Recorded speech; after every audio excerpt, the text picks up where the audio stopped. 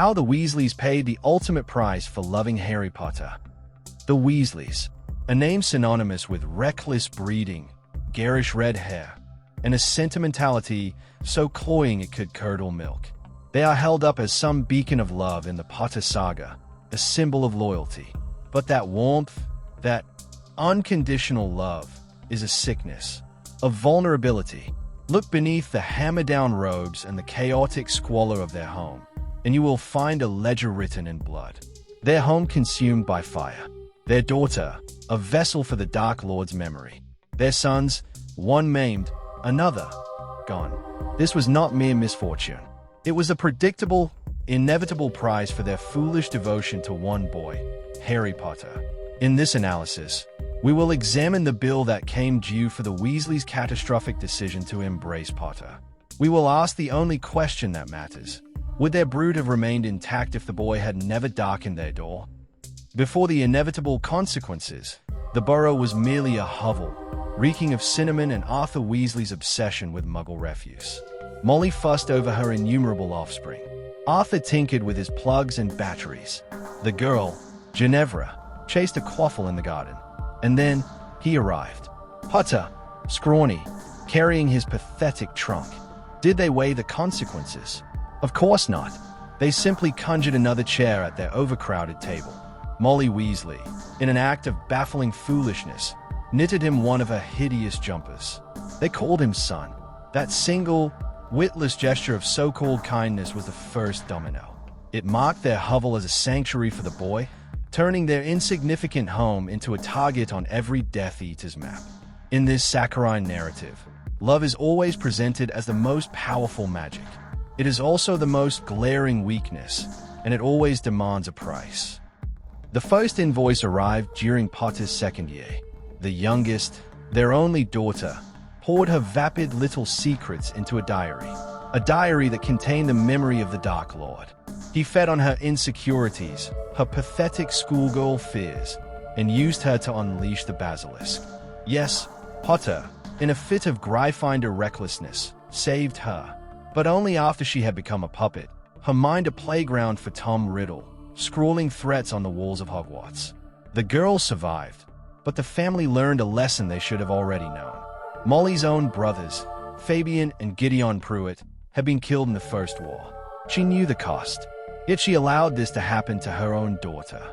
It was a clear message: the Dark Lord's reach is long, and Potter's presence only serves to focus that attention, to turn it into a weapon aimed directly at those foolish enough to shelter him. The films indulge in a dramatic fantasy of the Burrow burning during the sixth year. A fiction, but a potent one, as it illustrates the inevitable. Death Eaters do not merely wish to kill Potter. They seek to obliterate his support structure, to punish those who offer him comfort.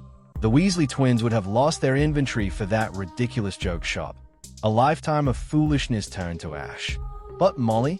She would have lost that absurd clock, the one that tracked her children like livestock, its hands constantly twitching towards mortal peril.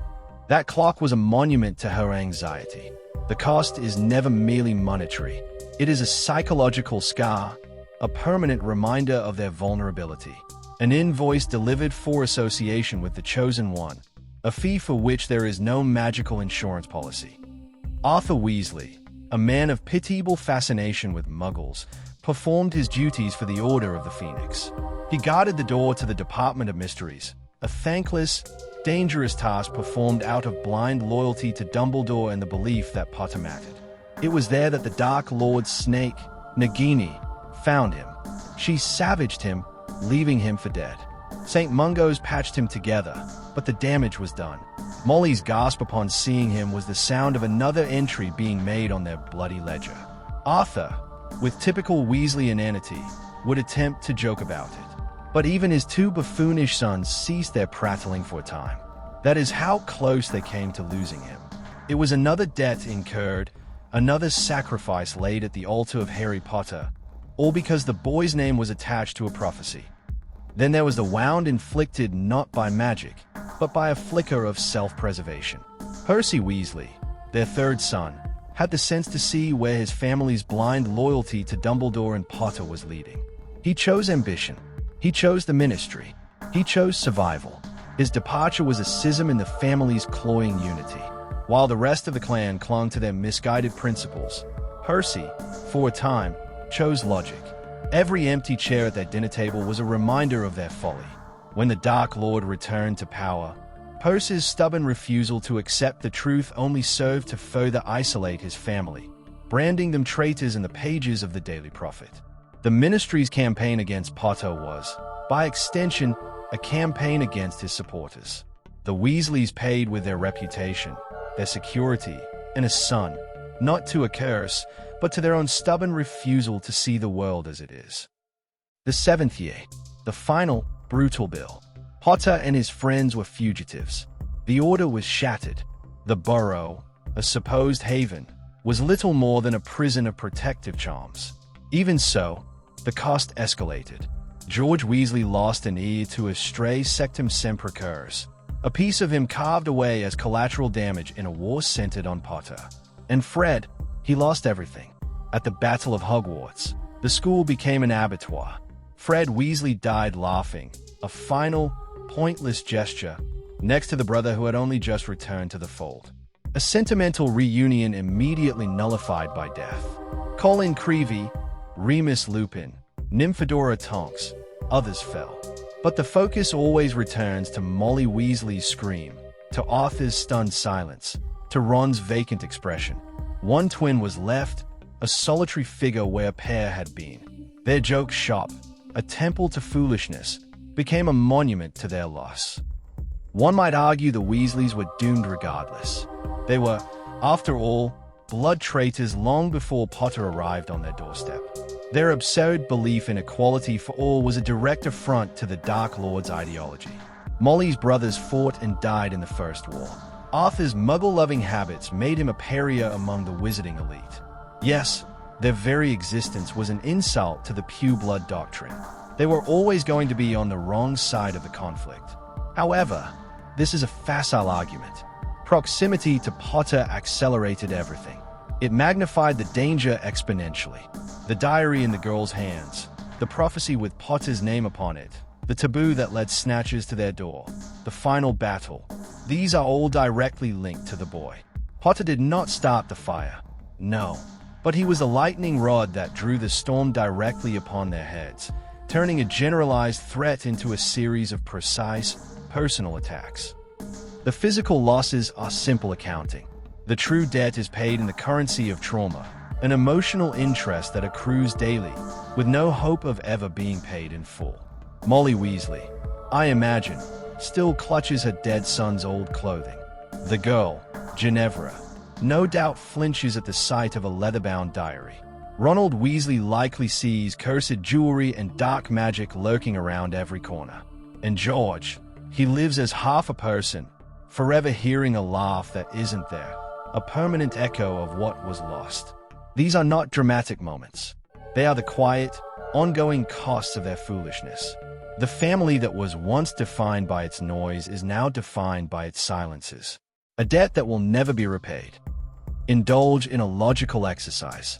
Imagine a parallel timeline where Potter, for once, shows some sense and declines their summer invitation. He remains in the Muggle world.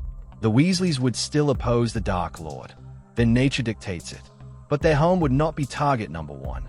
Arthur might still guard the prophecy, but without Potter's name on it, Nagini's fangs might have found another, less critical order member.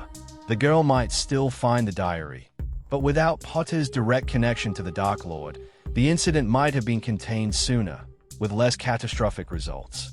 Fred Weasley might still have died. War is indiscriminate. But the crushing weight of being Potter's primary shield would have been lifted. They would have paid a price. Yes, war always extracts a price. But it would have been the shared, collective price of war, not the focused, surgical devastation they endured. The difference is profound. In the end, the Weasleys chose. They chose loyalty. They chose Dumbledore. They chose Potter.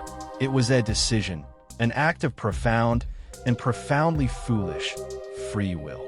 This does not absolve Potter of being the catalyst.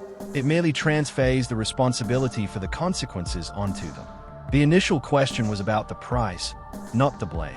Let us tally the final invoice. One home, scorched. One daughter, possessed and her innocence violated. One father, savaged and scarred.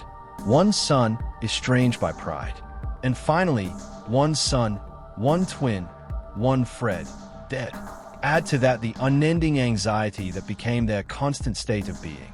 This currency was not galleons. It was paid in blood, in sanity, in grief. And yet, one suspects they would make the same foolish choice again. That unwavering commitment is why they are lionized by so many. The ultimate cost is not in the death itself, but in the silence that follows, the empty side of a bed, the vacant stool in a joke shop, the incomplete laugh. A cost that never ends. So, would the Weasleys have survived without Harry Potter? As blood traitors, their position was always perilous under the Dark Lord's regime. But would they have survived intact? It is almost a certainty. Their pathetic devotion to the boy magnified every risk. It hastened every loss. It painted a target on the burrow that could not be missed. And yet, they never sent him the bill. They do not hold him accountable. They simply absorb the losses, the scars, the trauma into their family's history. Their greatest wealth was always their sentimentality, their love. And in war, love is a liability that spends blood as easily as coin. They paid in full, and, with breathtaking foolishness, they would undoubtedly do it all over again. If this dissection of their catastrophic choices has illuminated the true nature of consequence, then perhaps you have learned something of value.